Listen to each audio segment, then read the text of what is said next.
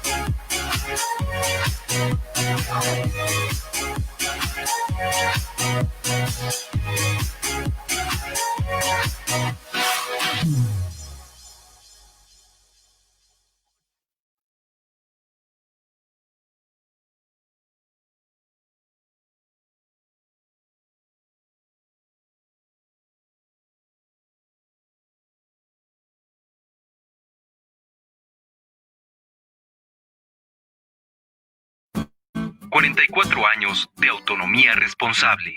Universidad Autónoma de Tlaxcala. Noviembre 20, año 1976. Se funda la Universidad Autónoma de Tlaxcala. Desde entonces ejerce su autonomía, lo que ha permitido realizar su visión y misión, contribuyendo a la transformación de la entidad y el país. Vivamos con orgullo y plena identidad el ser universitarios.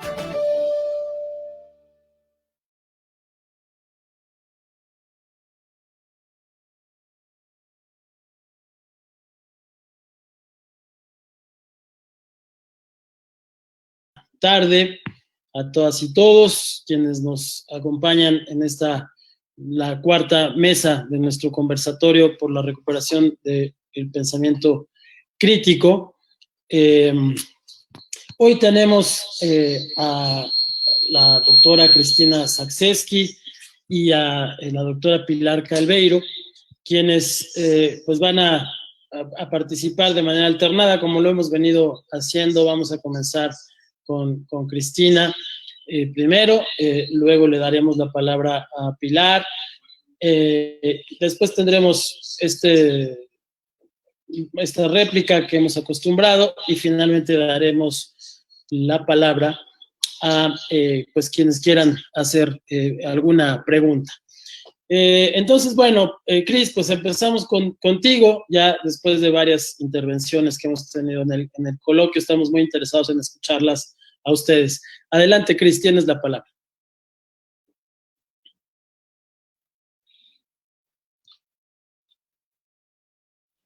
Tu micrófono está apagado. Gracias, Luis, por la invitación. Es para mí un honor estar aquí.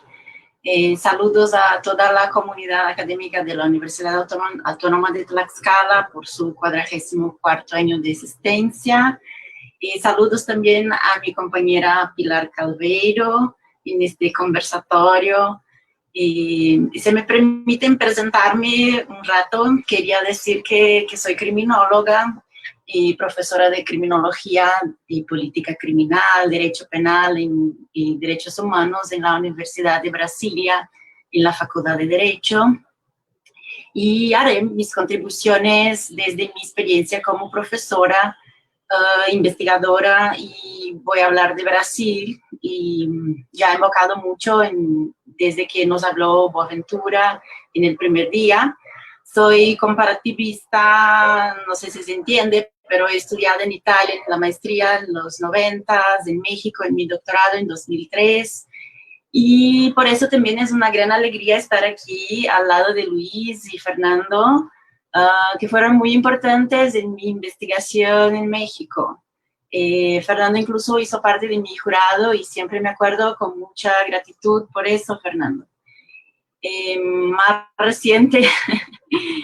Más reciente tengo estudios en Argentina, Pilar, en 2018 y en España en 2019, en esta última ocasión para un postdoctorado en Barcelona, de que me regresé ya en el medio de la pandemia, o sea, me arriesgando mucho en los últimos tiempos, Actualmente he estudiado mucho las tecnologías de control, de vigilancia, de movimiento de acciones de personas, y pues el tema que nos propone Luis en esta ocasión es muy difícil, pero muy oportuno.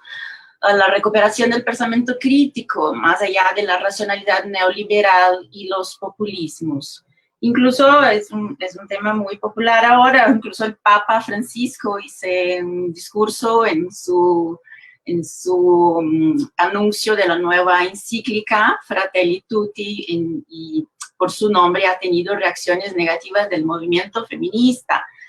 Bueno, hoy hay que tener mucho cuidado para hablar, y eso también ha sido parte de mis clases recientes, por ejemplo, en temas que giran alrededor de la actuación de los mass media y cómo se seleccionan las noticias y cómo la transmiten, pero mucho más en términos de regulación de la actividad de los medios. Entonces, después queremos hablar un poco más de eso. Bueno, dicho estas palabras introductorias y arriesgándome mucho, de nuevo les voy a decir lo que me pasó por la cabeza luego que escuché la propuesta de Luis, que en Brasil la retomada del pensamiento ya sería un paso muy importante, porque, no sé, a veces tengo la impresión que la gente fue obliviada, no sé si se entiende, cómo los seres mágicos hacen con los humanos en la peli Animales Fantásticos y dónde encontrarlos, o en la más antigua Men in Black, así como, no sé, pasa algo con la comprensión de la persona de la realidad.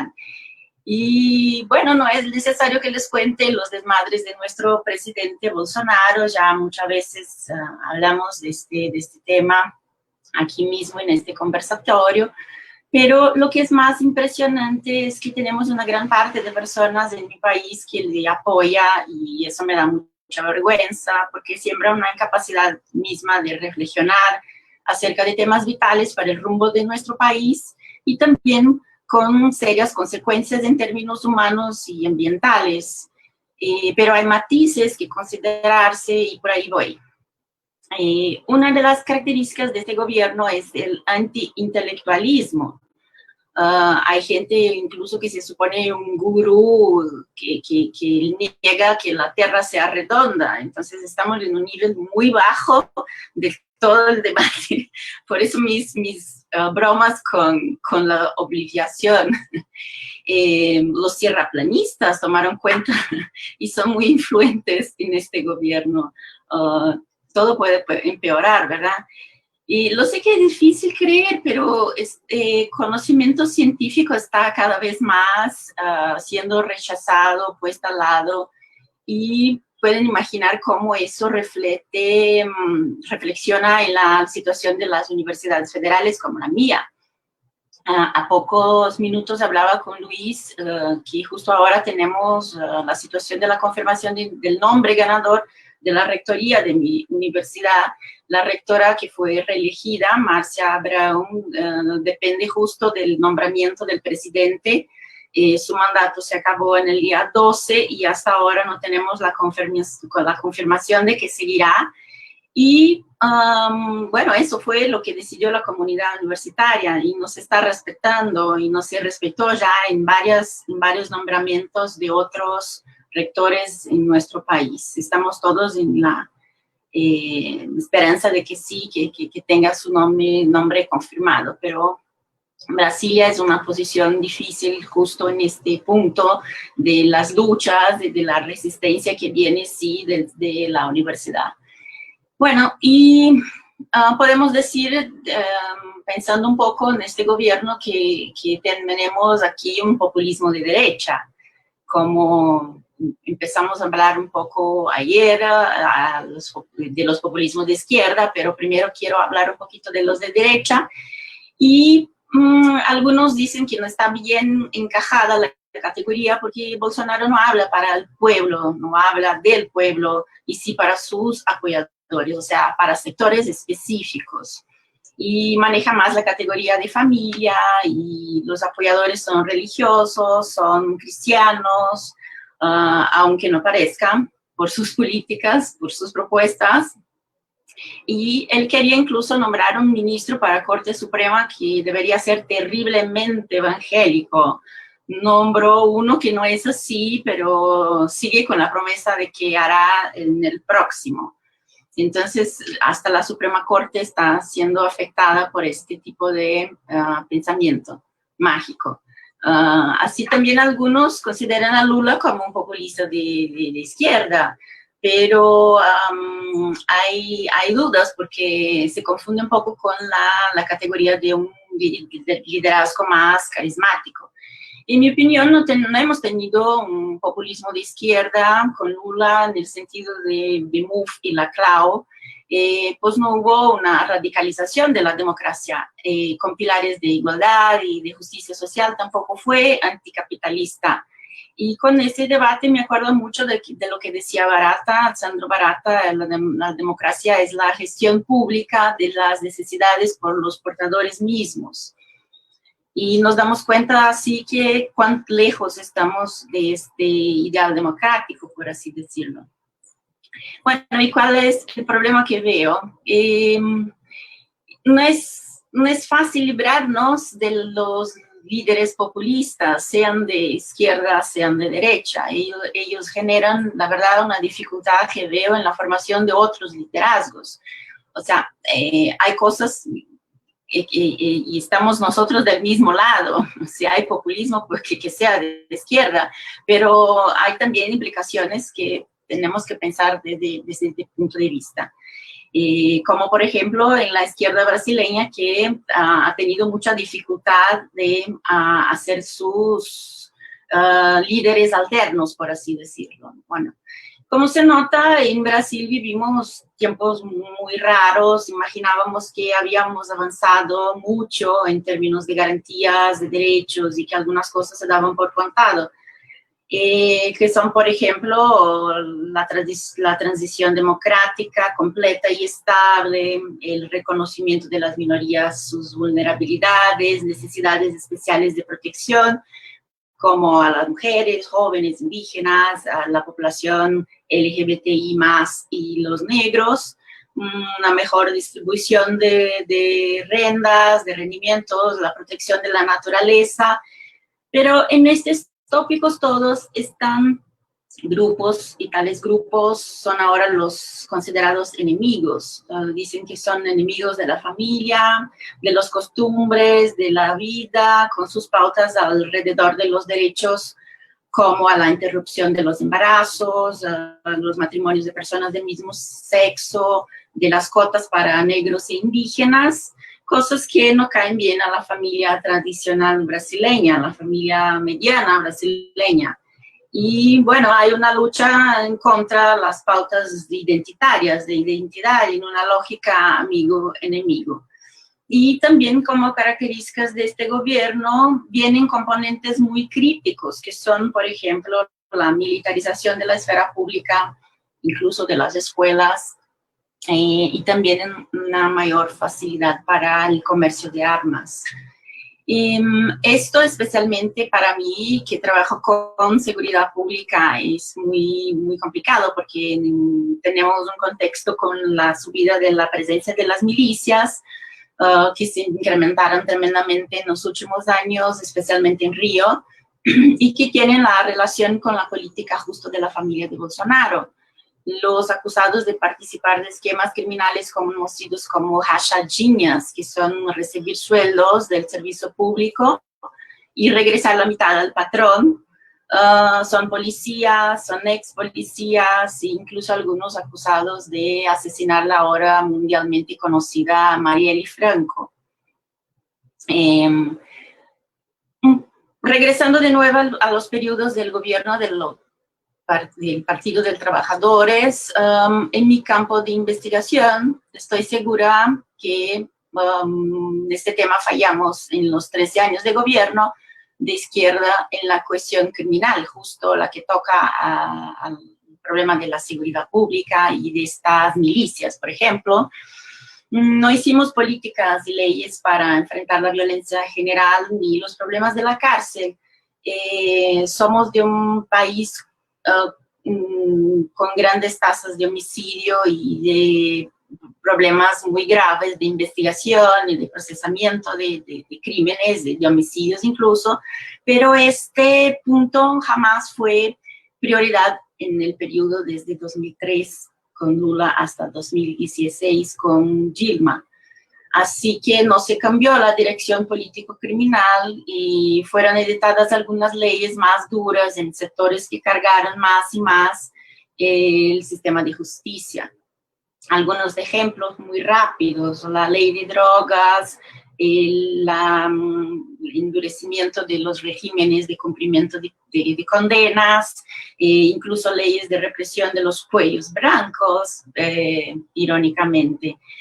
Y eso no es responsabilidad derecha del Poder Ejecutivo, pero él, por cierto, maneja la política criminal de alguna manera. Y no hubo un giro que pudiera contener las respuestas que comúnmente son referidas como populismo punitivo. Zaffaroni ya habló de eso: las izquierdas tienen miedo y no tienen proyecto en la seguridad pública, dice él. Bueno, para que tengamos un dato importante acerca de los graves problemas carcelarios en Brasil, en gran medida empeorados por las dichas leyes de políticas públicas, São Paulo tiene hoy la misma cantidad de prisioneros que todo México. Entonces, esto es muy grave. La comparación es muy útil a veces para que nos podamos dar cuenta de la gravedad de la situación. O sea, São Paulo, que es un estado muy chico, tiene el mismo número, la casa de 200,000 prisioneros, que es la cantidad de todo México. Muy criminales son los paulistas, por lo tanto, y los brasileños, imagínense, qué terrible gente que son. O sea, estamos administrando de una manera fatal nuestro sistema punitivo. Y bueno, en definitiva, alguna cosa no resultó bien, y eso puede que tenga que ver con la durada de los gobiernos de izquierda. Los politólogos hablan de la necesidad de la alternancia en el poder, pero si los tuyos están en el poder, piensas, no, estás bien así, estamos caminando, pero no es tan sencillo, porque el acúmulo de resentimientos en el tiempo, en esta durada, hizo, entre otras cosas, que luego tuvimos un giro a la derecha, y más a la derecha de que los peores líderes con partidos con los cuales disputamos la presidencia en elecciones anteriores y les ganamos. Y entonces lo que nos pasa ahora es lo peor que podría pasar. Y entonces sí que enseñar a la gente lo feo que es la extrema derecha en Brasil es fácil. Lo que no es fácil es rehacer un camino hacia las opciones democráticas, o sea, recuperar las pérdidas que estamos, que no es poco a poco, es de una vez computando en nuestra realidad, como por ejemplo los 167 ya 1,000 muertos por el COVID en el día de hoy. O sea, las pérdidas son pérdidas y están traducibles en números muy impactantes. Bueno, los cortes en las inversiones, de amenazas de privatización en la educación y salud públicas. Me preguntaba Luis cómo está la situación de la universidad, pues está así, sin dinero a veces para pagar energía y problemas de esta naturaleza, así como las perseguiciones, cosas que escuché también de otros compañeros que hablaron antes de nosotras, Pilar. Bueno, la desreglamentación del trabajo, de la previdencia, las florestas y los animales quemados por la ganancia de los ganaderos, de las mineradoras, la muerte de liderazgos indígenas y otros líderes populares asesinados, y también con una situación muy, muy urgente ahora, que es la cuestión de un estado entero de Amazonia, que es Amapá, que está sin energía hace 2 semanas. En el medio de una pandemia, un estado entero de Brasil está sin energía eléctrica, y era un servicio privatizado. Los avances del neoliberalismo con sus ruidos y con sus desastres, y el socorro viene del poder público. Y bueno, lo que vivimos hoy también además de eso, de estos prejuicios muy graves, es la revancha de la derecha, de los conservadores, con sus ámbitos de poder retomados y preservados, y los sectores más influyentes en la política nacional, la verdad que no ha cambiado mucho, que son los terratenientes, las empresas de comunicación, las iglesias y los militares. Nos faltaron, por lo tanto, reformas estructurales. Habló Fernando en su conversatorio con Zaffaroni, terminó hablando de esto, de las reformas estructurales, incluso la violencia estructural con el concepto de Galton. Y aquí se nota bastante bien lo que no hemos hecho, ni la reforma agraria, no se pudo, no se quiso hacer. Entonces tenemos también problemas que son de esta monta. Y cosas que no podemos comprender mucho, como por ejemplo los fenómenos recientes de los pobres de derecha, las mujeres, los gays, los negros que votan en candidaturas políticas que están claramente contrarios a sus garantías de derechos. Y eso puede que tenga que ver con los efectos ya percibidos por muchos de la actuación de las redes sociales. Pero yo pienso que la superexposición de algunos políticos en los medios, y aunque las noticias no sean positivas, no deja de promoverlos y destacarlos en el escenario nacional. El viejo, hablen bien, hablen mal, pero hablen de mí. Puede que tenga algún efecto con estas reacciones que estamos acompañando. Pero no es así tan sencillo. De otra parte, hay un componente de abandono, de la solitud de las personas, de las clases bajas que necesitan sentirse emocionalmente amparadas, y ahí está el espacio para los populismos, de verdad. Y conforme empeoran las posibilidades de empleo, de obtener rendimientos, avanzan los espacios tomados por iglesias pentecostales y neopentecostales, y ya referidas aquí. Y eso tiene conexiones impresionantes en los barrios periféricos, como habló Raúl Zimbecki en el primer día, pero también están muy involucrados en el tema de las cárceles, en la política, en los medios de comunicación. Tiene redes de televisión que son evangélicas, y aquí tenemos un avance del liderazgo religioso en la política con la bancada evangélica, que representa hoy 20% de nuestro Congreso Nacional. En 94, para que tengan una idea, teníamos 21 diputados federales evangélicos, y hoy son 120 parlamentarios, siendo que 105 diputados y 15 senadores. Es la conocida bancada de la Biblia, pero hay también la bancada de la bala, que son los policías, los armamentistas y la industria armamentista con sus representantes, que tiene hoy, estimase como cerca de 275 parlamentarios. Y la bancada de los bueyes, con los ganaderos, los ruralistas, con 198 parlamentarios. Pero hay que considerarse también la bancada de la pelota, con las personas cercanas al fútbol, y la bancada de la jaula, con los lobbies de las industrias de prisión y de los controles electrónicos de libertad. Bueno, algunos de estos parlamentarios actúan más en alguna, pero algunos en varias de estas bancadas. Así que bueno, he estado pensando un poco en las provocaciones de Luis, de cómo recuperar el pensamiento crítico en un cuadro como este. Y no sé, bueno, pero seguir hablando después en mi tiempo que sobra para que tengamos ahí una charla con las contribuciones de Pilar también. Entonces, por ahora estamos con este cuadro del dolor que he pintado, pero después tengo algunas propuestas. Muchas gracias, Cris. Pues muy interesante, además muy necesario tener información de lo que está pasando en otros lados para ir teniendo perspectiva, ¿no? Pues vamos a escuchar a Pilar. Entonces, querida Pilar, muchas gracias por haber aceptado estar con nosotros. Tienes el micrófono. Al contrario, muchas gracias a ustedes. Para mí es verdaderamente un gusto escuchar todas las intervenciones interesantes que ha habido y ser parte de esta conversación.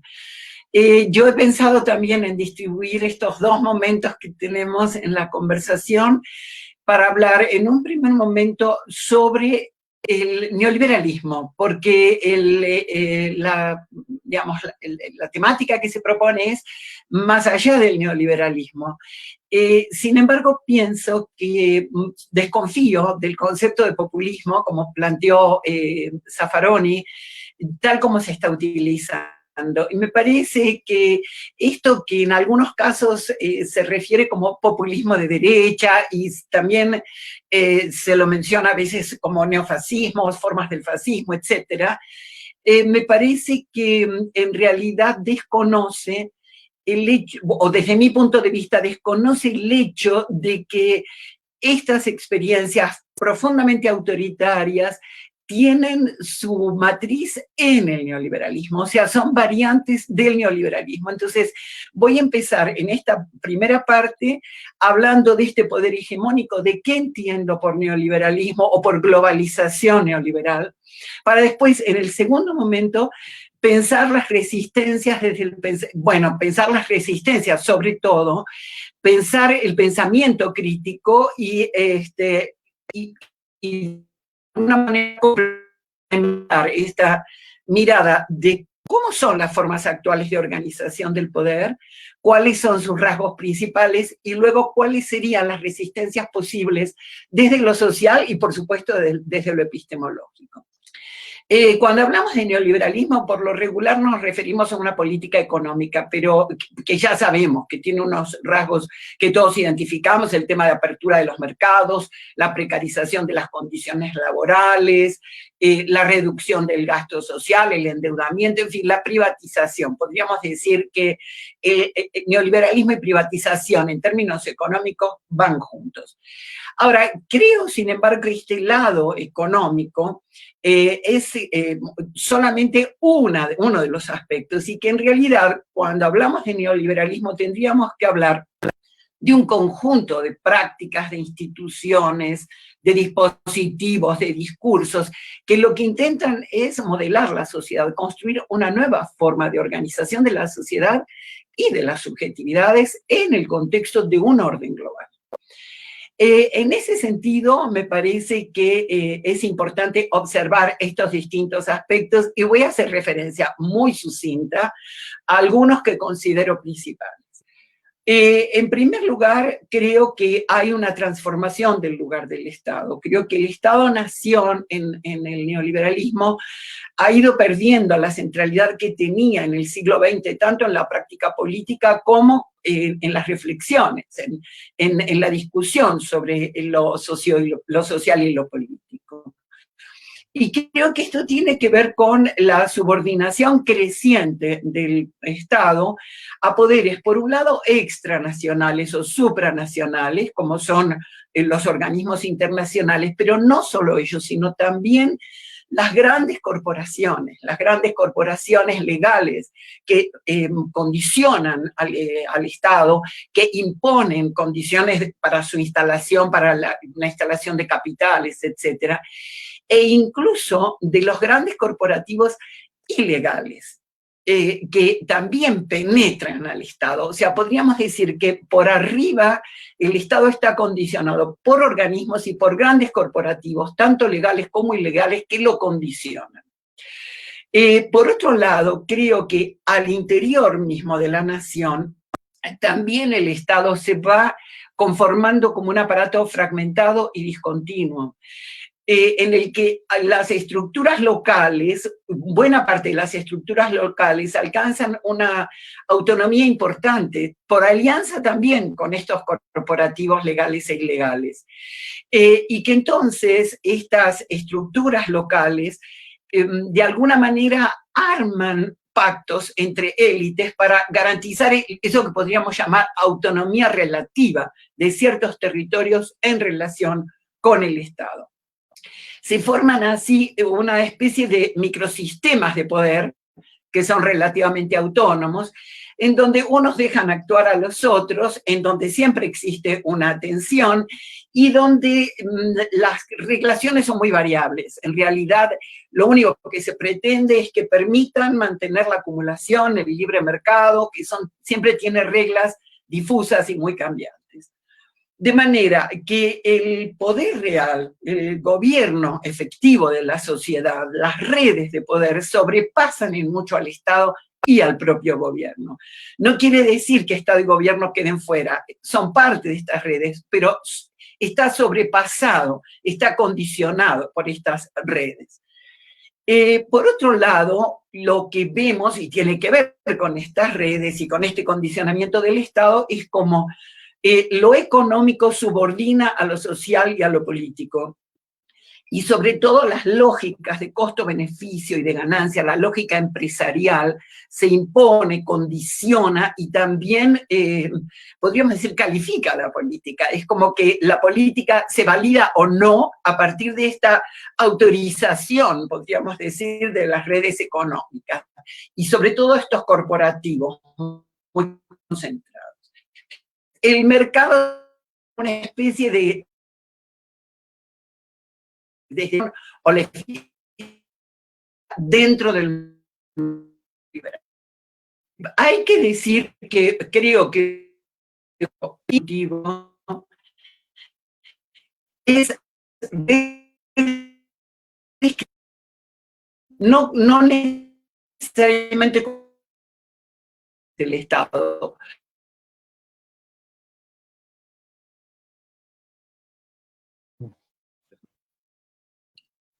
Ups, ya se reconectó, a ver si ahorita nos...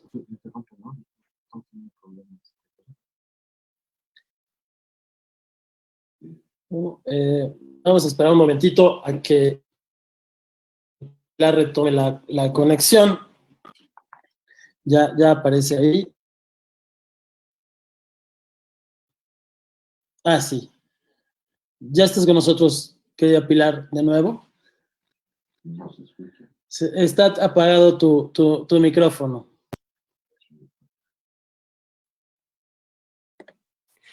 Creo que está fallando la red, ¿verdad? Sí.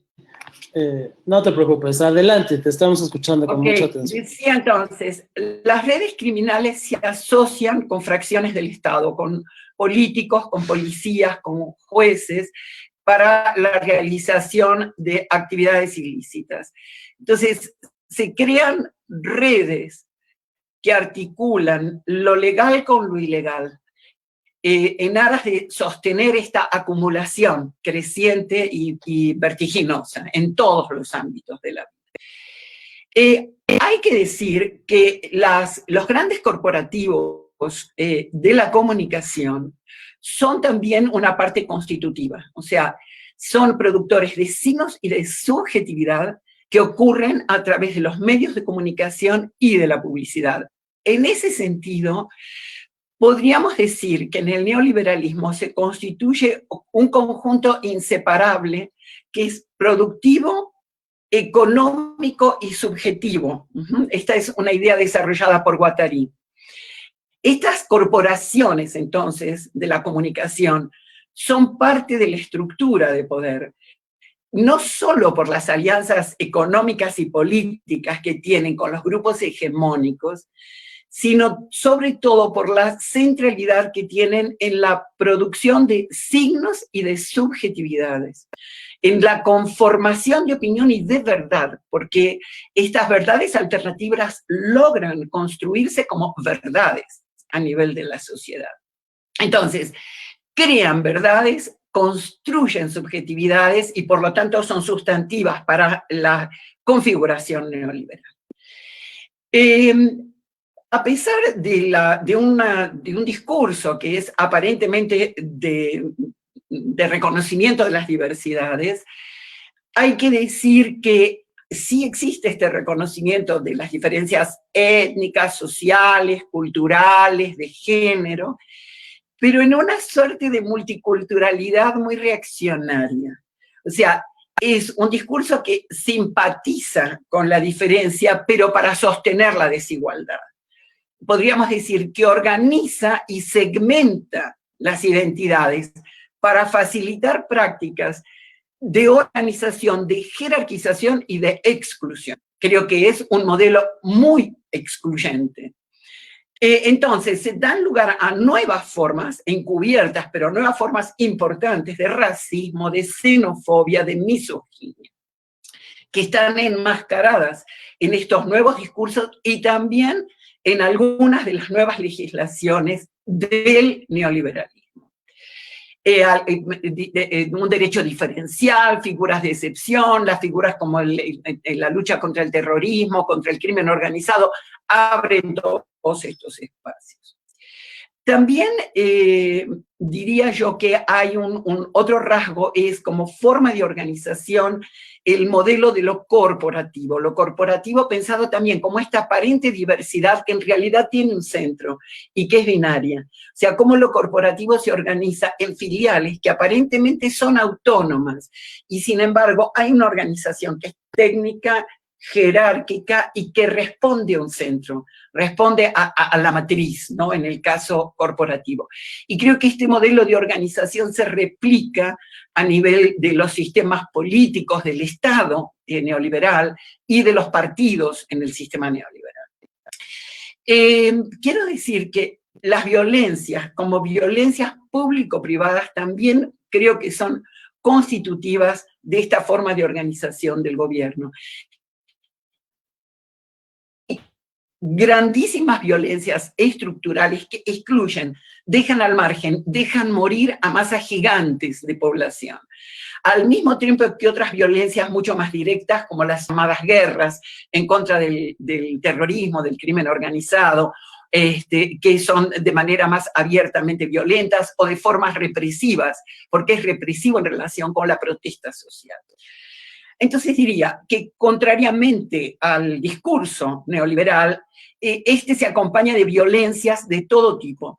Violencias contra la naturaleza, en el modo extractivo, contra la sociedad, contra las personas, y que todas estas formas de violencia resultan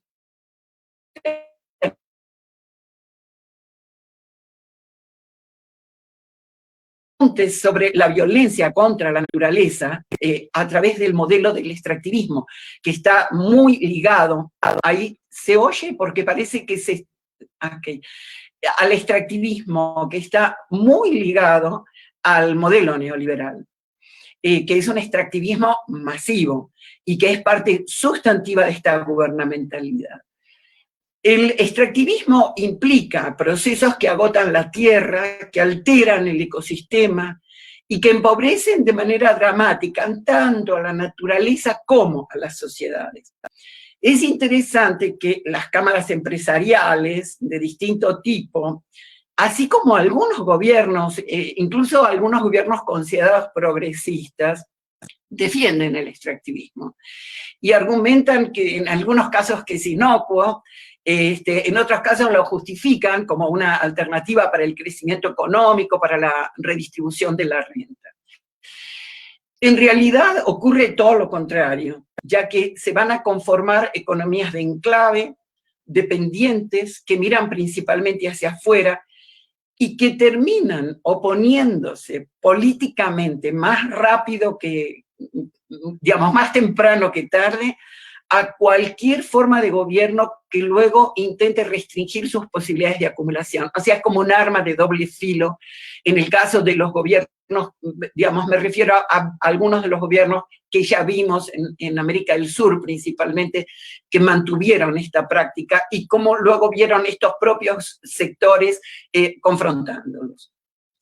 El extractivismo actual prolonga y replica la extracción de riquezas del mundo colonial. O sea, hay una réplica de las relaciones de tipo colonial y es una de las formas de despojo de los recursos de naciones y de comunidades, porque muchas veces ocurren en territorios que están ocupados por comunidades indígenas cuyos territorios suelen ser muy ricos en este tipo de recursos. Entonces, por los procedimientos del extractivismo hay un violentamiento, podríamos decir, de la naturaleza y de los seres humanos que habitan estos territorios, propiciando formas de expulsión poblacional de estos grupos, de migración forzada, y también de violencias criminales y paraestatales que se articulan, generando territorios de devastación y de muerte. Voy a hablar un poco de estos territorios, de qué pasa con estos territorios. Yo diría que así como las corporaciones transnacionales pretenden el control de ciertos enclaves territoriales que les permiten esta extracción de recursos, esta extracción rentable, de la misma manera, en el neoliberalismo hay redes criminales que intentan también un control territorial de regiones o de corredores dentro de ciertas regiones que les garanticen a ellos tanto la producción como los tránsitos de productos ilegales, principalmente drogas y personas. En algunos casos, estas actividades, las legales del extractivismo y las ilegales de las redes criminales, se superponen, y hay estudios que muestran mapas donde se puede verificar esta superposición. El hecho es que ambas actividades propician como una fragmentación del territorio y van configurando estructuras de poder locales que en algunos casos ejercen lo que podríamos llamar soberanías locales, ¿no? Lo que Rita Segato ha llamado señoríos, ¿no? Es decir, espacios en donde estos grupos tienen un poder de vida y muerte relativamente del Estado central. Se suspende ahí el derecho, se vive en un estado de excepción, de hecho, que está articulado con, digamos, que articula estas redes criminales con ciertas instancias estatales locales. Se podría decir entonces que igual que los grandes corporativos, las redes mafiosas van agujereando, van minando las distintas instituciones estatales y se van aliando con una parte de ellas para integrarse, para ser parte constitutiva de la gubernamentalidad neoliberal. Estos poderes locales ejercen unas violencias descarnadas, las vemos claramente en México, las vimos sobre todo y las seguimos viendo en México, se ven en Brasil, se han visto en Colombia, o sea, en distintos países de América Latina vemos estas violencias descarnadas que exhiben intencionalmente, o sea, que las muestran como una forma de ejercicio y de manifestación de poder y de impunidad, o sea, de un dominio absoluto sobre el territorio y sobre los cuerpos, especialmente sobre jóvenes, mujeres, migrantes, indígenas, etcétera, o sea, sobre los grupos más desprotegidos.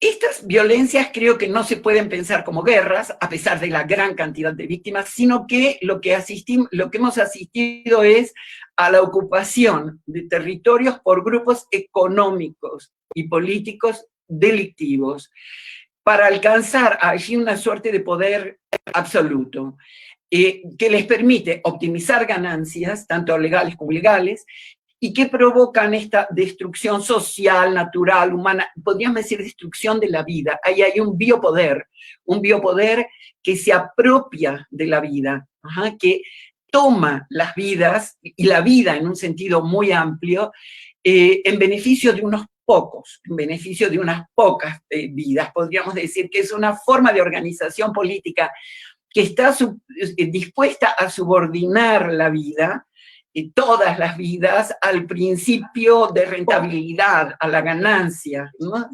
Está dispuesta a pagar un precio de muerte para preservar algunas vidas, ¿ok?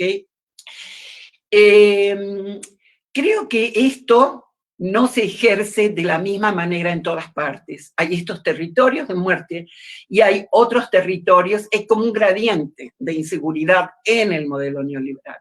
Y hay otros territorios que aparecen no con una violencia tan descarnada y abierta, donde se controla a la población por el terror, sino que tienen una exposición menor o incluso que están relativamente protegidos. Sin embargo, creo que hay que entender esta fragmentación y la existencia de estos territorios como parte de esta gubernamentalidad. Entonces, la suma de violencias explícitas y sistémicas, las dos, así como los desastres naturales, ambientales, sanitarios, que son propios también del sistema, generan como la pandemia que estamos viviendo, generan un conjunto de amenazas que tienen que ver con el modelo económico y político, pero que se presentan como si fueran autónomos. O sea, los desastres naturales parece que son una desgracia de la naturaleza. La criminalidad parece que no tendría nada que ver con esta articulación que efectivamente tiene con el sistema político, por ejemplo. Entonces, se atribuyen estas violencias a los actores económicos, si acaso, a los criminales. A los actores económicos es lo estructural, a los criminales la violencia criminal, a la naturaleza los desastres naturales, y el sistema como tal, que es el que está sosteniendo todas estas formas de la violencia, aparece como ajeno, ¿no?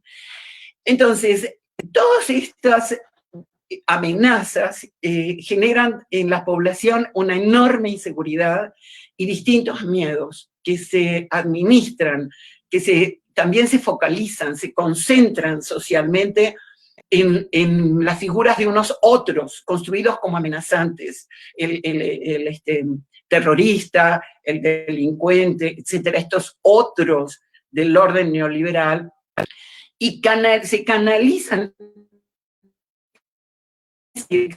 los miedos y la inseguridad que proviene de toda esta diversidad de violencia, se canalizan en esa dirección. Entonces, todo esto se tramita a partir de un Estado que es securitario, que es represivo, que recurre a medidas de excepción, y la propia población lo reclama, asumiendo este discurso, y que incorpora y aumenta su derecho al uso de la fuerza. Desde luego los medios de comunicación tienen un papel muy importante en orientar los distintos miedos sociales, en disimular las amenazas estructurales e institucionales, y van a producir todo un sistema de significaciones que tiende a despolitizar los fenómenos, a estandarizar la opinión pública a partir del sentimiento, no del análisis racional. Hay autores que hablan de una sincronización emocional, y a focalizar la opinión en dirección a lo deseable, lo detestable, etc. Que entonces dificultan la comprensión para inducir simplemente identificaciones y rechazos. Lo cual, obviamente, como no permite comprender, dificulta actuar en relación con esto. Y por el contrario, justamente como no se entiende y no se puede actuar, esos miedos que existen difusos se estimulan y se crea una enorme inseguridad que dificulta la acción y la práctica política. Esto, bueno, obviamente se amplifican unos miedos, se disimulan otros, etc. O sea, podríamos hablar de una política del miedo, en el sentido de una política de administración del miedo en el neoliberalismo. Entonces, y de una serie de políticas específicas que se organizan para encauzar los miedos, para atenuar unos, para aumentar otros, etc. O sea, para crear una sociedad temerosa y un sujeto retraído sobre lo individual. ¿Cuál es el sentido de estos miedos dirigidos de una manera diferencial según el tipo de sociedad y según los grupos dentro de la sociedad? Bueno, hay que decir que el miedo, por un lado, es rentable para el mercado, hay toda una industria alrededor del miedo, pero, y permite una serie de negocios, pero importantes, porque involucra a los estados, a los sistemas de seguridad públicos, etc.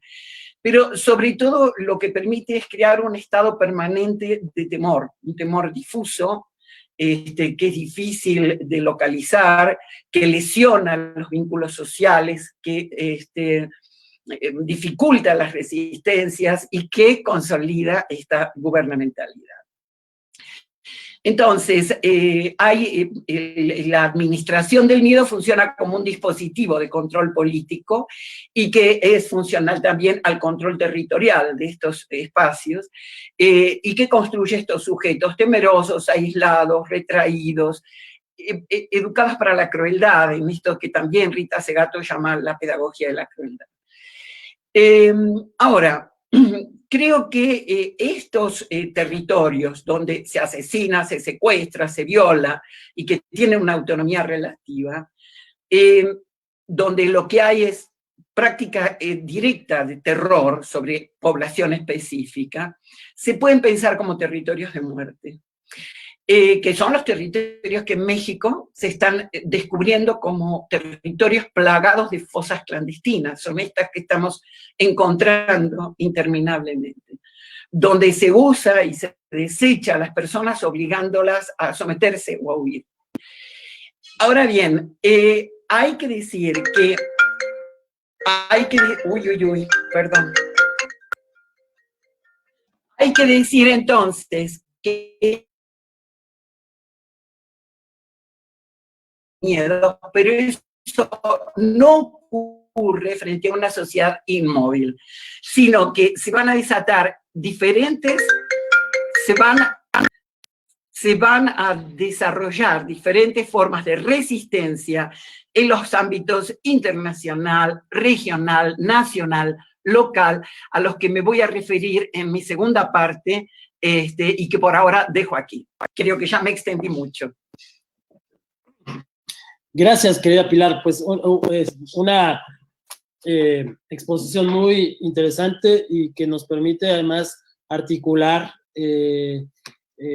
pues de una manera bastante clara esto que tú dices, entiendes por neoliberalismo, pero que creo que expresa bastante bien lo que en general se puede denominar de esa manera. Raúl Zaffaroni decía que el neoliberalismo no es una racionalidad, pero me parece que la manera en la que tú lo expones por lo menos da cuenta de una serie de procesos articulados en lógicas que pues están pensadas para fines muy precisos, ¿no? Y que no son independientes unas de otras. Vamos a darle la palabra a Cristina, entonces, ahora, para su segunda intervención, por favor. Gracias, Luis. Encantada, Pilar, en escucharte. Sí, que me gusta de la manera que expone y también con los conceptos y los autores que invocas. Creo que tenemos una conexión entre lo que estamos hablando, pero yo más por un lado del cuadro político de mi país y tú más con una charla conceptual y teórica, pero también con conexiones con casos de México y de otras partes. Me encantó la manera con que lo has hecho. Y bueno, mis contribuciones a estos momentos finales, tengo algunos destaques que sí, recuerdo que estoy hablando desde mi experiencia de maestra y de investigadora y de las fuentes que estoy intentando hacer con los estudios y las actividades que hacemos en nuestro campo. Y en este campo criminológico, por ejemplo, yo veo como dos caminos importantes y vitales para nuestros desafíos, que son de un lado la criminología verde, que empieza a desarrollarse y con sus posibles contribuciones a la defensa del medio ambiente, y de eso también hablaba Boaventura en el primer día. Y de otra parte, aquí me toca más, que me interesa más, que es la criminología cultural, debido a la utilización del universo artístico como fuente de reflexión y aprovechándose del desarrollo de las tecnologías, información y comunicación, pero pensando también en la regulación de los medios. En nuestro trabajo en Brasil, en nuestro grupo de investigación política criminal, estamos haciendo trabajos involucrados en esta segunda línea, con ya 4 libros de criminología y cine, y haciendo de eso parte de una investigación nueva en nuestro programa de posgrado en Derecho que se llama Criminología estudios étnico-raciales y de género, donde destacamos las cuestiones relacionadas a las minorías en el sentido de poder. Y también en este ámbito tenemos la novedad que sabe Luis, que es la revista latinoamericana de criminología, y que su primera llamada de artículos para el dossier Tecnologías, Poder y Control en la Sociedad de la Información está abierta. Es una intención de reunir los criminólogos latinoamericanos para volúmenes temáticos de nuestros resultados, y también para volúmenes no temáticos, o sea, corrientes, normales. Y bueno, creo que sea oportuno por el debate que se nos presenta, que nuestro libro más reciente, que se publicará pronto por la editorial Bosch, discute justo memoria y verdad. Hemos dado un paso atrás en la academia brasileña cuando nos dimos cuenta que no habíamos trabajado suficientemente bien estos temas en el campo político y académico. Cosas que no pasarían en Argentina, por ejemplo, pasaran en Brasil hoy por nuestra mala percepción acerca de la necesidad de revisión de cosas como la ley de la amnistía y de la responsabilización de los crímenes contra la humanidad. O sea, tenemos problemas con los dos temas, verdad y memoria. La verdad muy fragilizada por la tecnología también, que posibilita la creación y rápida difusión de las noticias falsas, que impactan mucho en la política, como hemos visto con el caso Trump y también con el caso de Bolsonaro. Desafortunadamente, el plano de las artes está muy débil en Brasil por todo que he pintado antes, pero también hay que considerarse que los cines de la calle, por ejemplo, transformaronse en iglesias, y este es un indicador muy importante de la manera como llevamos las cosas. Hemos que valorar las artes. El acceso doméstico no sustituye, por cierto, los encuentros y los rituales que son incluso civilizatorios proporcionados por el cine, pero se puede hacer buenos proyectos alternos.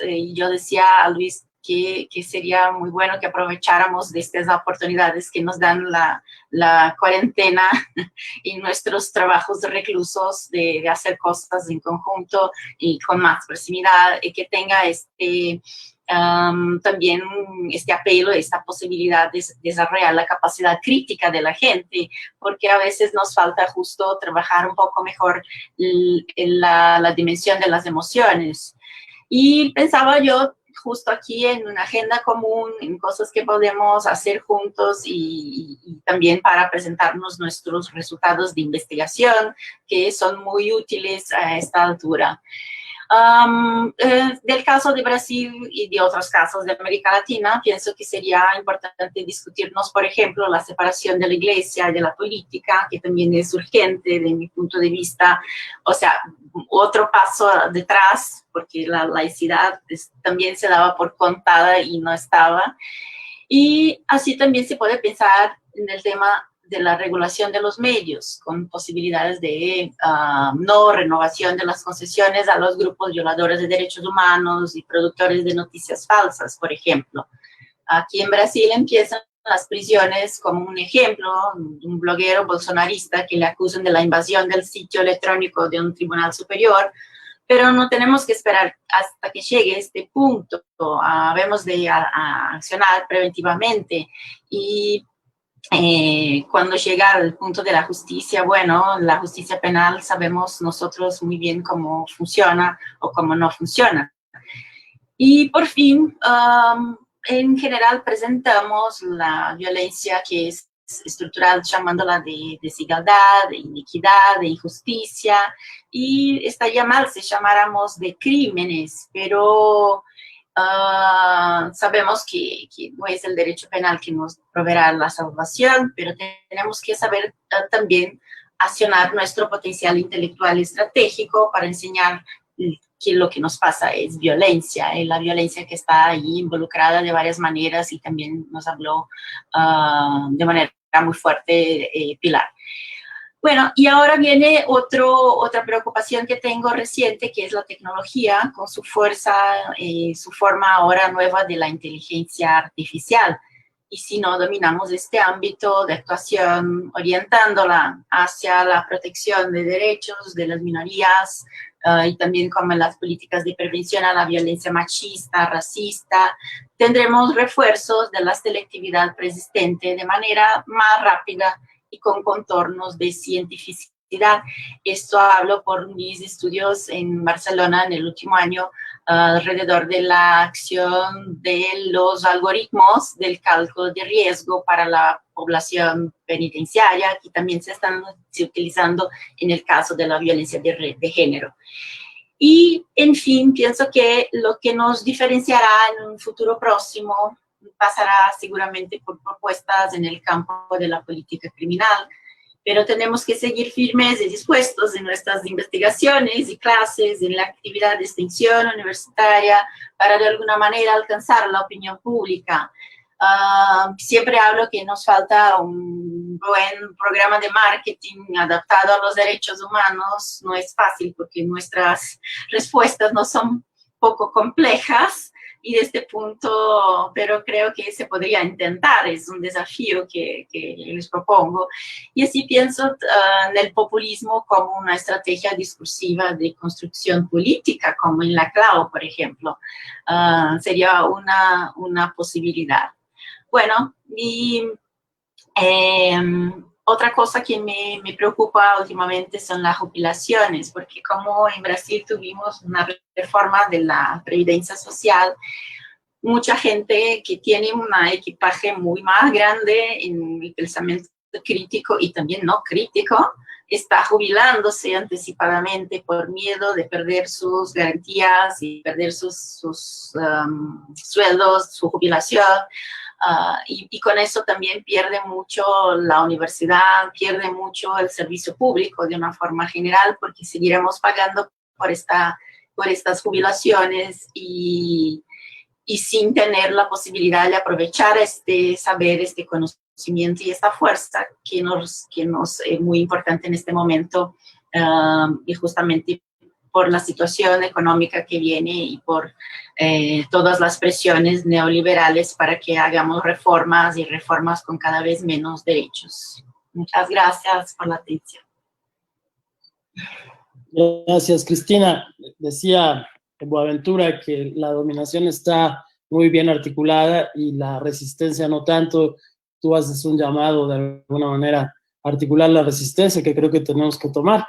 Querida Pilar, para tu segunda intervención, tienes el micrófono. Sí, bueno, parto diciendo que efectivamente, como mencionaste, yo sí creo que hay que pensar los sistemas de poder y que hay una racionalidad en el liberalismo.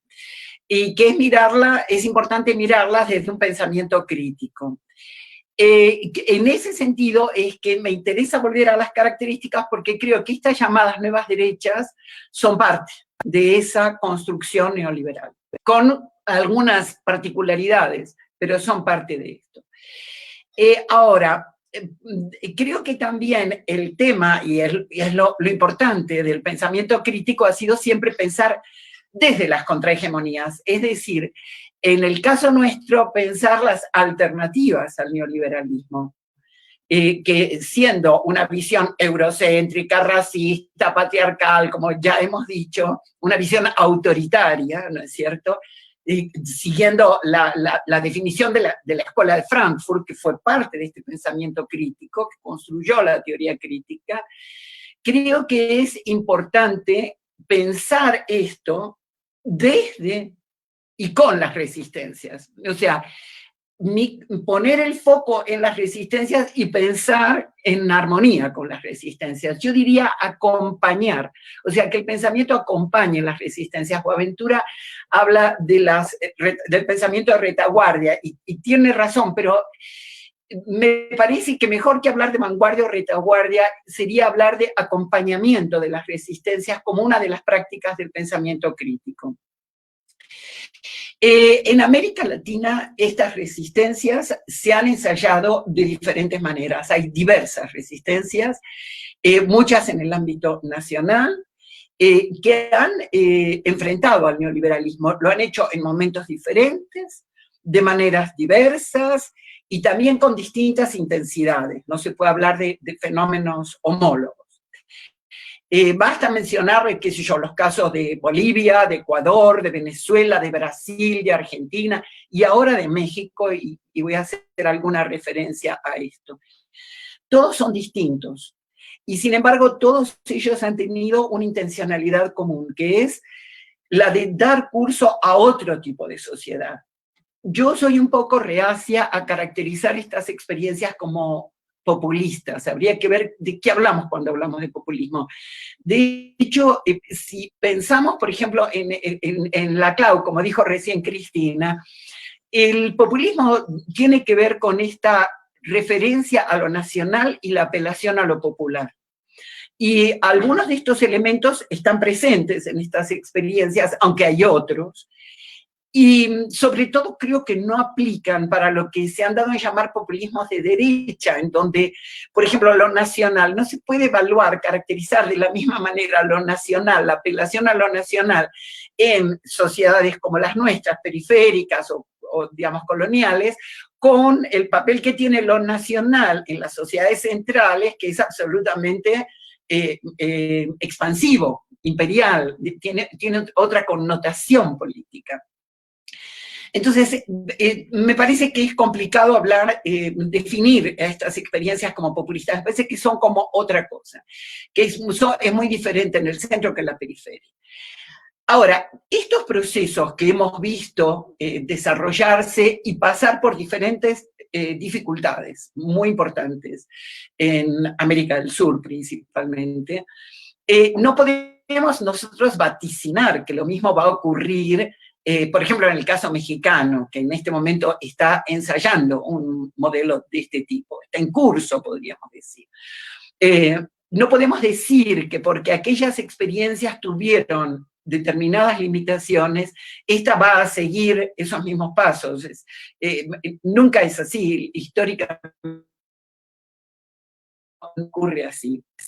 Sin embargo, me parece que una de las cosas que han mostrado estas experiencias es que el problema es que replican algunos de los rasgos más tóxicos del neoliberalismo, o sea que lo replican no necesariamente porque no quieren romper con ellos, sino porque los condicionamientos internacionales e internos son tan poderosos que los obligan a mantenerse, podríamos decir, presos de algunos de los rasgos más tóxicos del neoliberalismo. Me refiero a los megaproyectos, a la financiarización de la economía, que no se cambia sino más, al extractivismo, hacía referencia en la primera parte. Ahora, ese hecho de que han permanecido presos de esto ha limitado las transformaciones que han podido hacer. Sin embargo, también es cierto que han producido cambios que lesionan a ese neoliberalismo. Y esto no es irrelevante, o sea, yo mencionaría algunos. O sea, cuando en Argentina se cancela el endeudamiento es uno de los recursos claves del neoliberalismo para impedir la autonomía política, ¿no? Cuando se modifican las instituciones coloniales y se incluyen a los pueblos indígenas, como en Ecuador, como en Bolivia, y se forman estados plurinacionales, esto no es cualquier cosa, esto lesiona la forma de organización política del neoliberalismo. Y lo mismo yo diría, por ejemplo, en el caso de México, cuando se lucha contra la corrupción. La lucha contra la corrupción no es una lucha moral, tiene un lado moral, pero la lucha contra la corrupción ataca un componente orgánico y central del neoliberalismo, de cómo ha operado el neoliberalismo, de cómo ha penetrado los estados y subordinado los estados. Entonces, no son cuestiones secundarias, me parece que son cosas importantes. Que prueba de ello es que estos gobiernos han sido atacados con una violencia extraordinaria, tanto desde el exterior como dentro de los países por lo que llamaríamos las derechas, o a mí me gusta un poco más hablar como de oligarquías nacionales. Son los grupos ricos de nuestros países. Son estas oligarquías que se articulan en torno a los partidos de derecha. Entonces, tanto los poderes globales como estos poderes nacionales oligárquicos, son los que han atacado, pero con una virulencia increíble, y ahora en México lo estamos viendo con toda claridad. Entonces, me parece que esto es un tema importante que muestra que estas propuestas afectan cuestiones importantes de la gubernamentalidad neoliberal, y que un costado que tenemos que ver es por qué en algunos casos, como ha pasado en Brasil, logran el apoyo de sectores importantes de la población, y que no se puede reducir esto a la complicidad de los medios de comunicación, que sí tienen un papel importante, pero que también tiene que ver, desde mi punto de vista, con las limitaciones de estos propios proyectos. O sea, que en la medida en la que estos proyectos queden atrapados dentro de la lógica de la institucionalidad neoliberal, necesariamente perderán también apoyo de sectores populares importantes.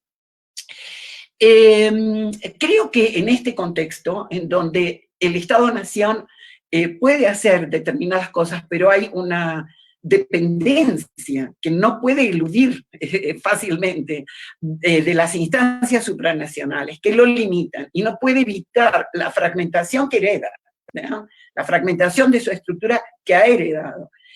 En ese sentido, me parece que desde el pensamiento crítico hay que recuperar la importancia de lo local, de la instancia de lo local, como particularmente relevante para el desarrollo de las resistencias.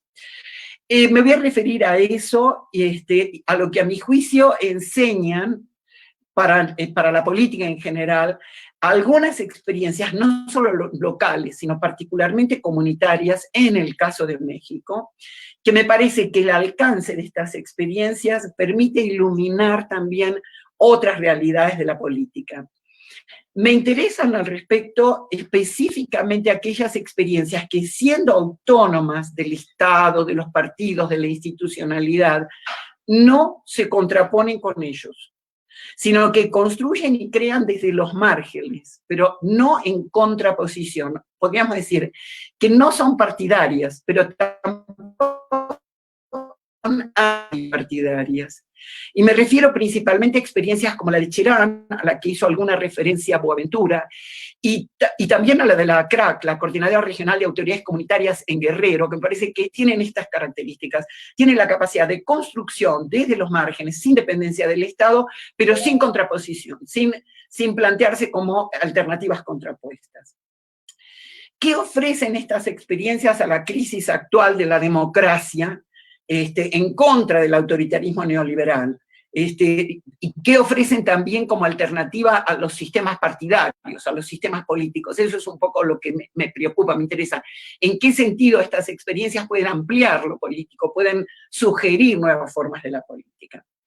En primer lugar, hay que decir que el ámbito local y comunitario permite visibilizar mucho más esta articulación que se da entre las redes delictivas y las estructuras de poder. O sea, la articulación entre los delincuentes, los grupos económicos y los políticos y los gobiernos locales son muchísimo más claras en el campo de lo local y sobre todo lo comunitario, por la sencilla razón de la que las personas se conocen, se identifican, etc. Entonces pueden ver estas ligas de manera muy clara. Y en este sentido es más fácil comprender de qué se trata y cómo está operando. Y resulta que el hecho de comprender es fundamental para entender, para actuar, porque eso permite idear formas de resistencia concretas que por lo regular no son visibles o no son factibles cuando uno las piensa en el ámbito de lo global. Entonces, estas experiencias hacen luchas que afectan los rasgos estructurales y orgánicos del neoliberalismo, pero lo hacen en su escala, es en una escala menor, es la escala de lo local.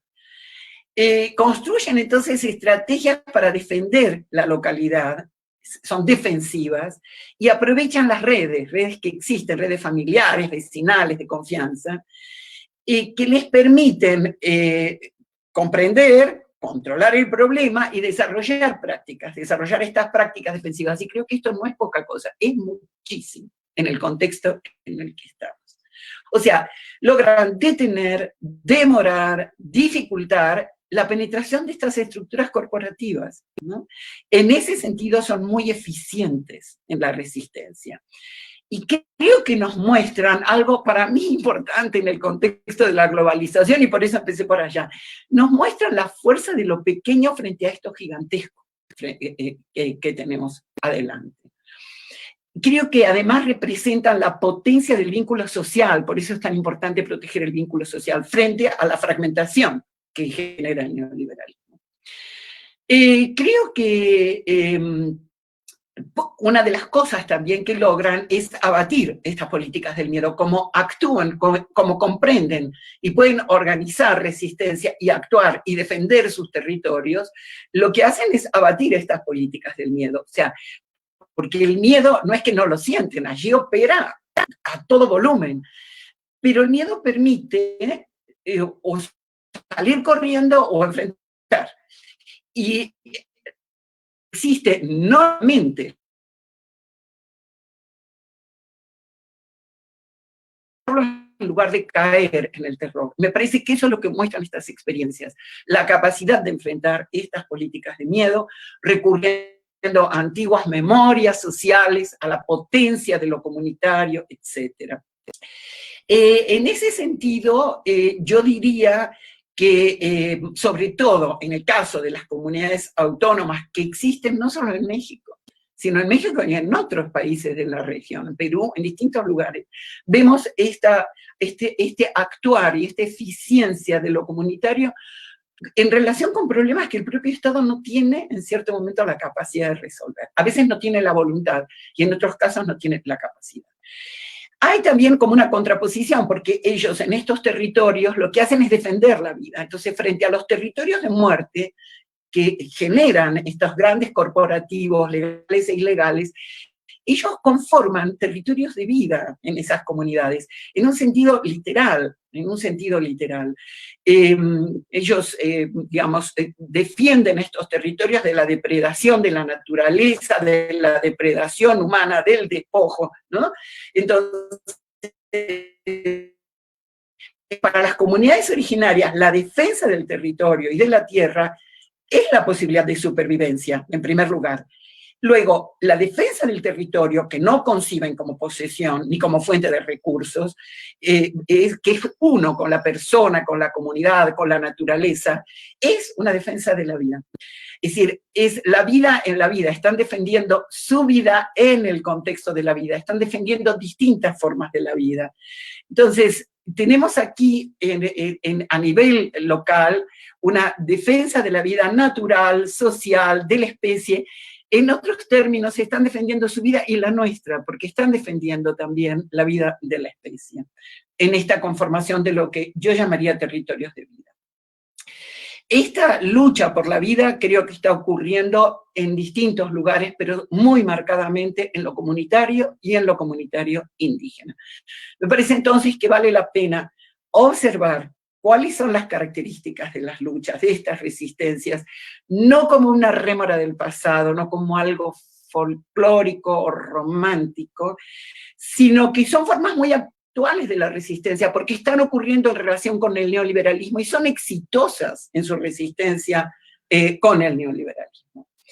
Entonces, bueno, tal vez sería bueno dejarlo aquí y entrar en el debate. Yo quisiera decir, a ver, como último, ¿qué dejan o qué nos dejan a otras formas de la política? Porque creo que lo comunitario, si bien se da en lo indígena, no es exclusivo de lo indígena, no hay que asociar lo indígena con lo comunitario con lo local. Hay muchas formas de resistencia locales y hay distintas formas de construcción de comunidades, y creo que ahí hay que prestar atención. ¿Qué rasgos tiene esta construcción de lo comunitario que es eficiente en relación con el neoliberalismo? Yo diría, por un lado, se dejan de centrar lo político en el aparato estatal como objetivo último, y en cambio se construye desde los márgenes, ¿no? Desde los márgenes del Estado, prescindiendo del Estado, de las instituciones, etc. Y desde ahí se inventan nuevas formas de la política, de políticas contrahegemónicas, que van más allá de lo partidario sin estar peleando con lo partidario. Entonces, la comunidad como una forma de organización social diferente del Estado. Reservan y fortalecen el vínculo social, este vínculo persona a persona, que yo creo que es clave en todas las formas de la política, en las prácticas cotidianas, ¿no es cierto? No solamente para establecer estrategias, para tomar decisiones, la relación cara a cara, ¿no? Que se teje en el trabajo, en el diálogo, etc. Dejan de pensar la política como un ámbito de especialización, y es más bien un servicio, tiene un carácter de servicio voluntario. Recuperan lo asambleario, dándole mucho espacio a la deliberación, que yo creo que esto es clave para pensar las resistencias y para pensar desde este lado. Tienen formas de organización y de decisión horizontales, es otra cuestión importantísima. Evitan los liderazgos unipersonales, ¿no? Arman un sistema de sanciones que es reparatorio, más que punitivo, de lo que nos ha estado hablando Cristina, ¿no es cierto? En fin, rompen, crean muchas diversidades y entonces rompen con el racismo, rompen con distintas formas de la exclusión de esta gubernamentalidad. Recuperan y entienden que la construcción social es en la naturaleza, con la naturaleza, no como recurso explotable, sino como vida en la vida, y recuperan esta conexión entre lo individual, lo comunitario, lo social, lo natural, lo sagrado, o sea, recuperan las conexiones entre los distintos ámbitos de la vida humana. Lo dejo acá y perdón. De nuevo, extendí mucho. Al contrario, querida Pilar, muy interesante, muy provocador, además, lo que comentas. Abriríamos entonces el espacio para las intervenciones, quizá de los demás ponentes que están ahora presentes, Fernando, Elena, y también a ver si hay preguntas del público. Elena, querida, por favor. Yo solamente quería agradecer a las colegas, muy interesante, muy ilustrativo estos planteamientos. Creo que habría un poquito que también añadir, sobre todo a este último planteamiento que hacía Pilar, que pues también la pandemia como una gran sacudida al mundo podría ser como una invitación a repensar la vida desde estas otras maneras alternativas que ella está rescatando de experiencias comunitarias. Yo creo que allí pues se abre también una puerta, porque ha quedado claro, ¿no?, que con esta pandemia ¿cómo decir?, que no podemos sobrevivir solamente desde lo individual, que tenemos que rescatar este tema de la solidaridad humana. Pues yo voy a tener que retirarme porque tengo que irme a otra reunión, pero quería agradecer a las dos colegas por sus muy interesantes propuestas y por supuesto a Luis por la organización de estos foros. Creo que sería muy padre poder sacar los hilos con los que podemos tejer algo en común a partir de todas estas visiones y participaciones. Sería muy lindo, si es que alguien nos escuchó, que pudiera hacer este esfuerzo de sacar esos hilos que podemos tejer en común en todas estas participaciones. Pues muchas gracias a todos. Gracias, querida Elena. ¿Alguien más de las personas que están presentes ahora en el público? Si no, a mí me gustaría, bueno, primero agradecer, por supuesto, las participaciones de ambas, pero, bueno, Pilar, acá en México estamos enfrentando una circunstancia en la que no solamente son estos sectores a los que tú te referías, las oligarquías, las que están, digamos, en una actitud de pues cuestionamiento constante, ¿no? Sino que hay una buena parte de colegas nuestros, muchos con los que convivimos y compartimos espacios, que estarían en esa misma, ya sabes a quiénes me refiero, ¿verdad? Que estarían un poco como en esa misma lógica, pero quizás, digamos, sin darse cuenta, ¿no? Claramente de qué es lo que están criticando, o hacia dónde lleva esos planteamientos que hacen. Si Becky decía ayer o antier que él no está de acuerdo en que una crítica pues a estos proyectos progresistas sea hacerle el juego a la derecha. Me parece que lo que vemos acá en México es que al final sí termina haciéndole un juego a las oligarquías, a los grupos, digamos, más privilegiados, porque además, a lo mejor las críticas de derecha son muy identificables, un poco lo que decía Cristina sobre pues estos planteamientos alrededor de la familia, y que son evidentemente conservadores, ¿no? Pero acá el discurso es de otra naturaleza, no es un discurso conservador, al contrario, es un discurso incluso en el que se argumentan derechos. ¿Cuál es su opinión? Es para ambas, ¿no? En la medida en la que ustedes quieran contestar.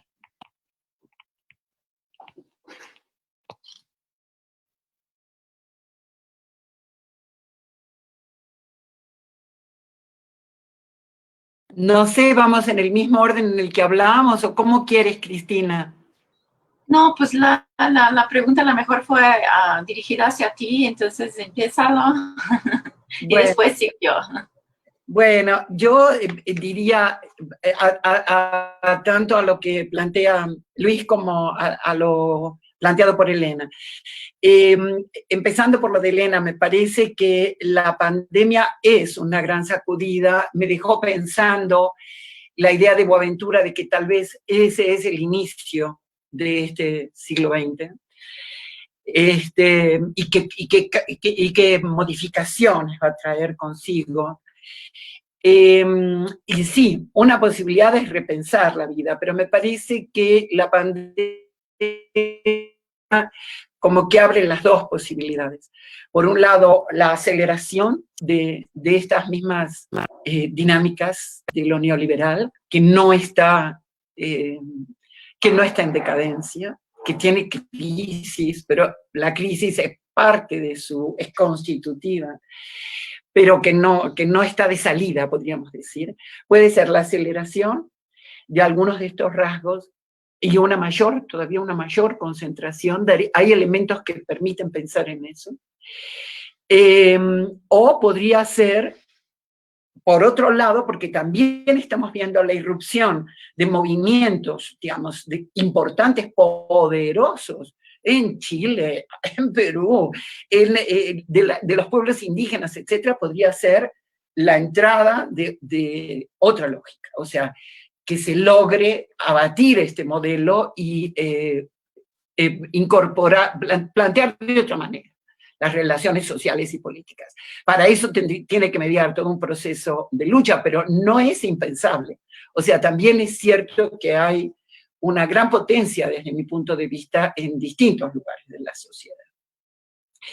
Con respecto a la otra cosa que decía Elena, de que sería interesante tejer las cosas en común de este encuentro, me parece que sí, y que también sería importante tejer y marcar las diferencias. Por ejemplo, ¿hay una racionalidad o no hay una racionalidad en el neoliberalismo?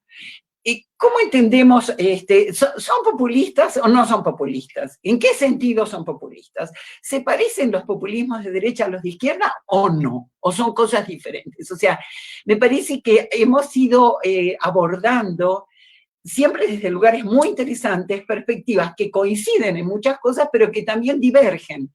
Y me parece que esas divergencias pueden ser una fuente muy interesante para continuar la conversación.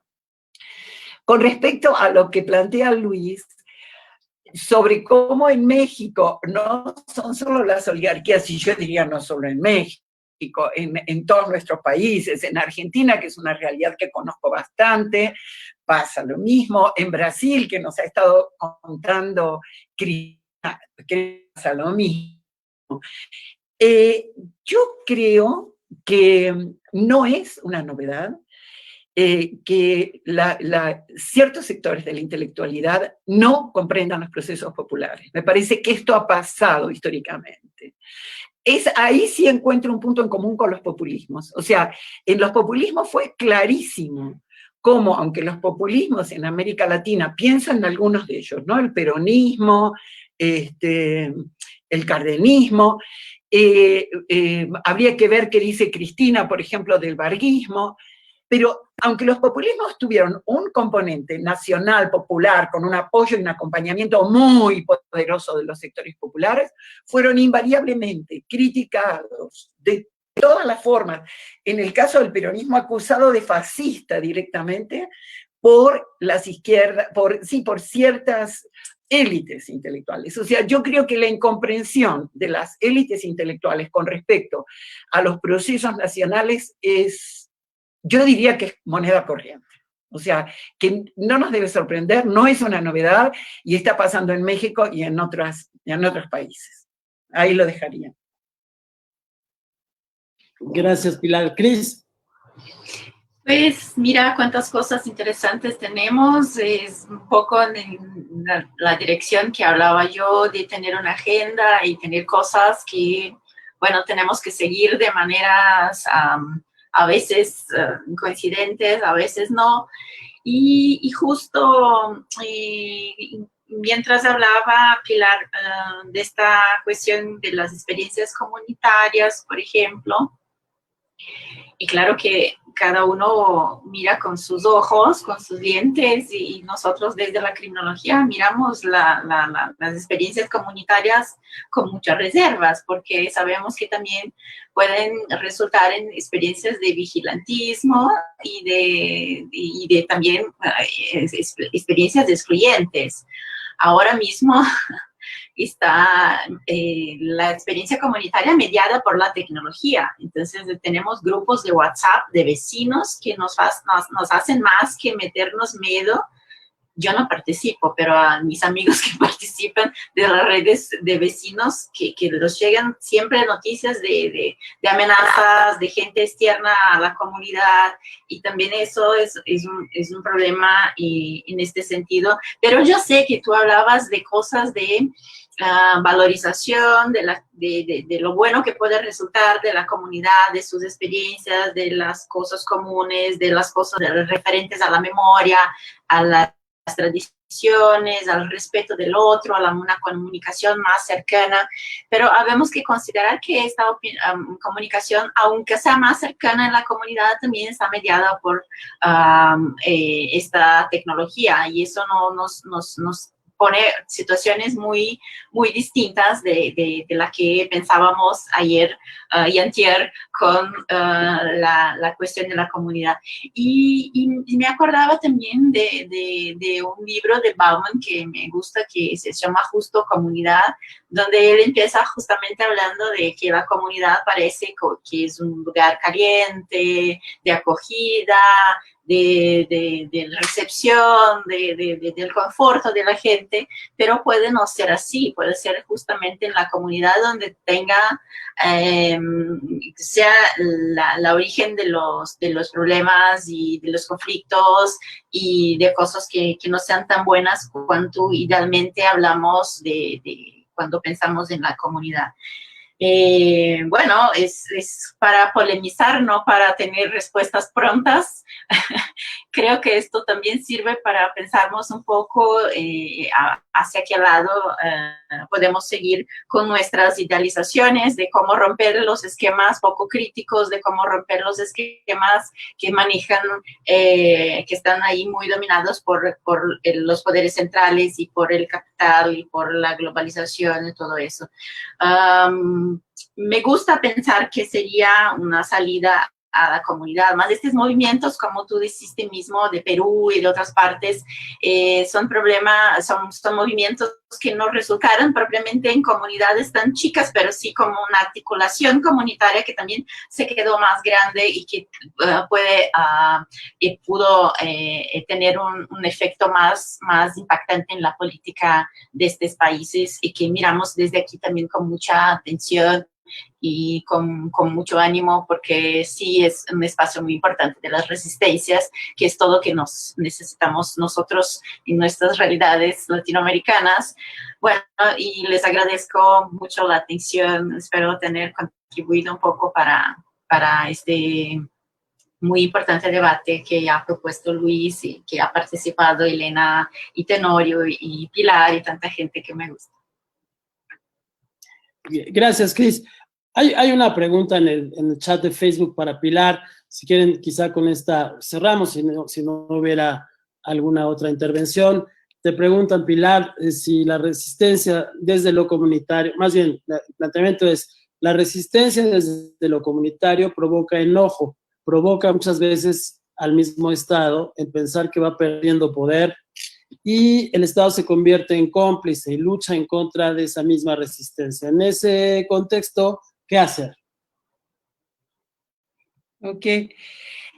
Bueno, primero que nada, de acuerdo con lo que dice Cristina, o sea, yo planteo lo comunitario no como que inexorablemente funciona así, sino como que tiene esa potencia.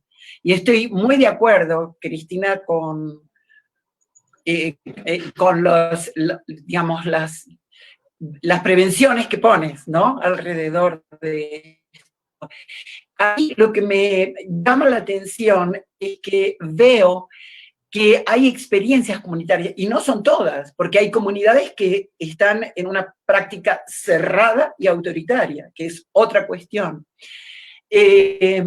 Pero hay algunas comunidades que han logrado una resistencia muy exitosa, que logra lo que el Estado no puede. Entonces, yo trato de decir, bueno, ¿por qué? ¿Qué pasa ahí? ¿Qué es lo que ellos consiguen? De ahí viene, o sea, yo diría lo comunitario como potencia, como posibilidad, en donde en algunos lugares se construye como realidad. Y muy de acuerdísimo con lo que señalas de cómo en estas luchas, como la de Perú, la de Chile, lo que hay abajo emerger de una manera mucho más amplia y con una movilización que se articula con distintas formas de movimientos sociales, etc. Me parece que eso es muy importante. Y ojalá que podamos seguir conversando de esto. Gracias por el comentario y la aclaración que tú haces. Ahora, con respecto a esto que planteaba alguien del público, yo creo que justamente he tratado de señalar estas experiencias comunitarias que no se plantean como contrapuestas con el Estado o como contrapuestas con el sistema partidario, sino que construyen en el margen, hacen lo suyo, crean y hacen lo suyo. Es muy interesante, por ejemplo, como la comunidad de Cherán, a la que hizo referencia Boaventura, efectivamente logró, después de una lucha jurídica, logró el reconocimiento de su autonomía. Pero cuando uno habla con la gente de Cherán, ellos te dicen, nosotros estábamos esperando qué resolvía el tribunal, pero nosotros ya habíamos decidido que íbamos a actuar como comunidad autónoma, nos reconocieran o no. O sea, el tema es, cuando hablo de autonomía es eso, es que hay un hacer independientemente del Estado. No quiere decir que se desconozca, o sea, buscaron ese reconocimiento y cuando lo obtuvieron, lo celebraron, pero iban a actuar como comunidad autónoma con o sin ese reconocimiento. Ahora, yo pienso que cuando hay esto, que es lo comunitario como una esfera diferente de construcción, que se asume de esa forma, y lo estatal como una esfera también distinta, que puede conseguir cosas que no puede conseguir lo comunitario. Uno y otro no deben contraponerse. Es negativo que se contrapongan, salvo que el Estado ataque de manera directa, como ha ocurrido en México en distintos sexenios. Sin embargo, creo que no necesariamente es así, que un Estado puede asumirse como un Estado plurinacional, que un gobierno que se plantea reformular, construir algo distinto al neoliberalismo, como es el gobierno actual, no debería y no tiene por qué contraponerse con lo comunitario. Y en la medida en la que ese gobierno realice acciones en su ámbito de competencia, que no es el de la comunidad, es otro, realice acciones que no afectan a lo comunitario, no tienen por qué contraponerse, que pueden marchar cada uno en, digamos, realizar las transformaciones en su ámbito, en su campo, y que son complementarias. Se requiere una acción que piense otras formas de gobierno no neoliberales en el gobierno.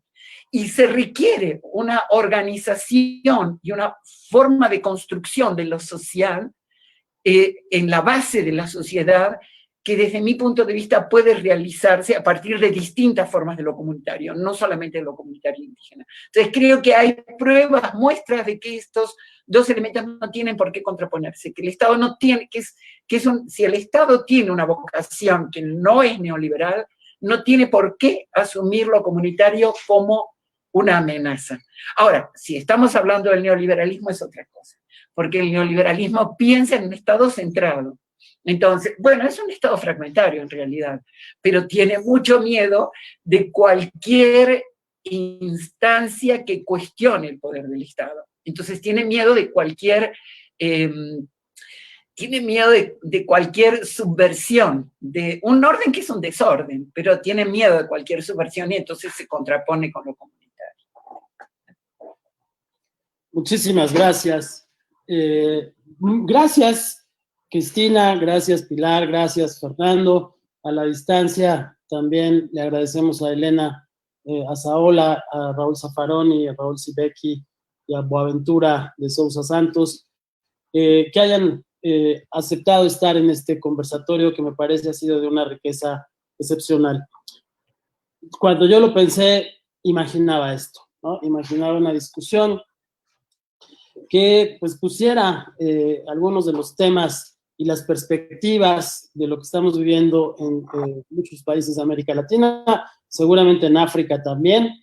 Quizá habría que integrar colegas, pensadores africanos, pero ahora yo tomo la provocación que ustedes han hecho, la invitación que han hecho, primero para tejer un poco, como decía Elena, tejer las ideas a partir de lo común, pero principalmente a partir de las divergencias que se han planteado aquí a lo largo del conversatorio. Ayer decía Boa que vale la pena tener siempre el testimonio oral. Bueno, ese se va a quedar aquí en la red. Estarán estas charlas atemporalmente, ¿no?